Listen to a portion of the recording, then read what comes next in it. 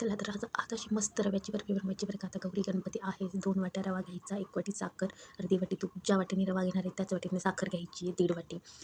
कढई तापायला ठेवायची, जाड बुडाची कढई घ्यायची आहे. अर्धी वाटी तूप घालायचं. तूप कडकडीत गरम झालं की त्याच्यामध्ये रवा घालून घ्यायचा. रवा छान बारीक गॅसवर आपल्याला भाजून घ्यायचा आहे. रवा भाजायला काही बिलकुल करायची नाही. बारीक गॅसवरच आपल्याला इथे रवा सगळा भाजून घ्यायचा आहे.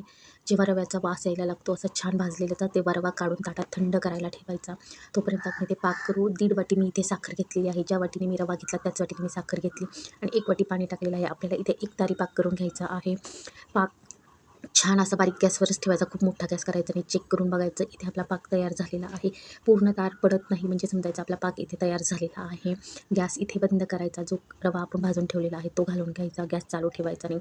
सगळा रवा घालून घ्यायचा. एक मिल्क पावडरचा छोटासा पुडा मी घातलेला आहे. खूप छान बर्फी लागते, झटपट होते, खायला पण खूप छान लागते. सगळं मिक्स करून घ्यायचं. गॅस बंदच आहे आणखीन इथे. सगळं मिक्स झाल्याच्यानंतर परत गॅस चालू करायचा. इथे रवा छान आपला ना परत पातळ झालेला आहे. जोपर्यंत रवा आपल्या हाताला चिटकतो तोपर्यंत समजायचा आपला रवा झालेला नाही आहे. इथे पूर्ण सेट झाला होता. ताटामध्ये ओतून घ्यायचं तूप लावून आणि सगळं पसरवून घ्यायचं. आवडीप्रमाणे ड्रायफ्रूट्स टाकायचे. किसलेलं खोबरं घाला. खूप छान बर्फी होते. तुम्ही पण एकदा नक्की ट्राय करा.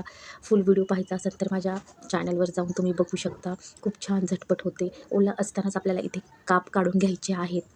वड्यांचे म्हणजे ना निघतात, त्या सहज अशा निघतात आणि वातावरणावर असतं सेट होण्यासाठी. मला ही बर्फी सेट होण्यासाठी 1 ते 1.5 तास भरपूर लागलेला आहे.